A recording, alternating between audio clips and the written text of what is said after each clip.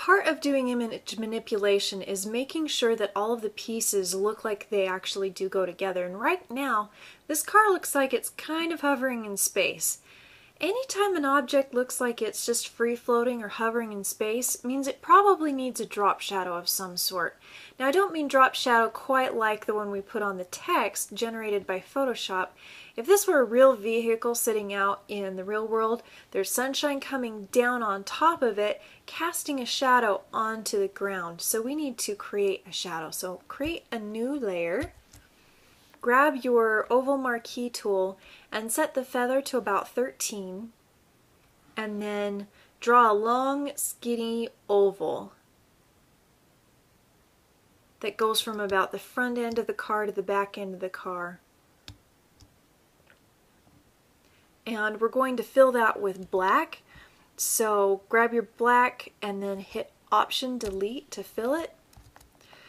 Now that's way too much shadow. This is maybe a little too drastic, so let's take the opacity back just a little bit. And then you see on this car where there's bits of the old grass showing through? I want that to not be as noticeable, and a quick easy way to do that would be to grab my, my dodge and burn tool and then hold down Option and just paint over those tires just a little bit to darken up that grass so that it's not noticeable. And all of a sudden it looks like my car is actually sitting on the grass, except right here that shadow doesn't quite go where it needs to because the car is at a slight angle and my shadow is pretty much horizontal. So let's hit transform on that shadow layer, Command T. Just grab that top front little knob on the line, so not one of the corners, the one in the center, and drag it down just a little bit so that that shadow is at least getting to all of the tires, and then maybe the one in back can come up just a tiny bit so that the angle better matches the way the car is actually sitting. And then hit enter once you've got a shadow added. Now I just went out to the internet and found a really cool parchment texture because I decided I wanted just a touch of more Goldie Oldie in the background. So I've added a parchment layer and set it to multiply to give it a little bit of texture.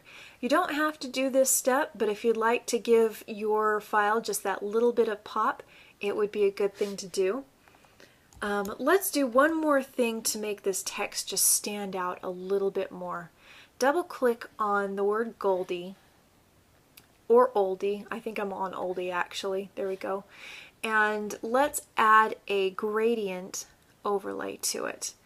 Now we don't like that black to white one, so let's pick a transparent one that goes from color to transparent and then change the color to something that's a little nicer than black.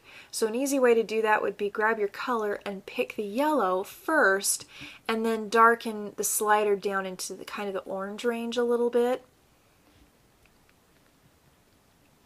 So that looks pretty good. I still have a little bit of black hanging out here. I don't want black in this gradient, so I'm going to click this and let's see, let's change that actually just to yellow. Oh, that made a big difference. We had some real black hanging out there. Now that I've done that, I think I might even darken my orange just a tiny bit more. Okay, that looks pretty cool. I think that added a nice touch. Now to make this really easy on the next layer, let's right click, copy layer style, then choose the word Goldie, right click and paste layer style. And that way the two will match. And now we have this really cool textured looking image, which is great. So now how do we put it on our billboard? We'll go to the next tutorial and we'll go over that.